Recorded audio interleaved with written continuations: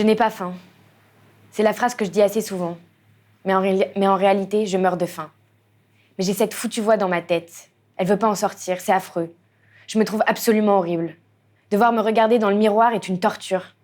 J'aimerais trouver une solution à mes soucis. Mais il me semble ne pas y avoir d'issue. Je me sens vide. Mais dès que je mange, je me dégoûte au plus haut point. Je vois bien que l'on s'inquiète autour de moi. Mais moi, je ne vois pas pourquoi, en fait. On fait que de me dire que je suis intelligente et belle. Alors pourquoi je m'interdis de manger? La réponse est assez simple. Je ne supporte plus la vie. Alors je la coupe. Je lui empêche d'exister. Mais j'aimerais qu'on me laisse en paix. On veut me donner de l'aide, je n'en veux pas. Je suis sûre que je peux arriver toute seule. Je veux arriver à me détruire. Mais je ne vois pas en quoi ça les dérange que je mange pas. J'ai des bonnes notes, je travaille et je ne sors pas. Je demande rien de spécial. Pas même des vêtements, car les magasins sont devenus ma bête noire. Apparemment, ce qui les dérange, c'est que je ne souris plus. Mais je ne souris plus car je n'en vois pas l'intérêt. Je ne suis pas heureuse. Mais quelque part au fond de moi, je sais que j'ai envie que l'on m'aide. Alors il faut juste avoir la patience de rester avec moi, de me rassurer. Mais surtout de ne pas me dire que je le veux. Tout ça, je n'en ai jamais voulu, bien au contraire. Mais je fais avec.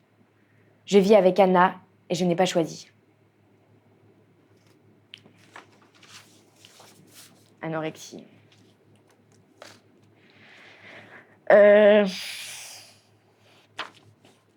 En fait, à l'adolescence, les autres, c'est un miroir permanent. Ce qu'on n'a pas forcément à l'âge adulte. C'est entendre en permanence que ton corps n'est pas beau, que tu n'es pas belle, que toi, ça va pas.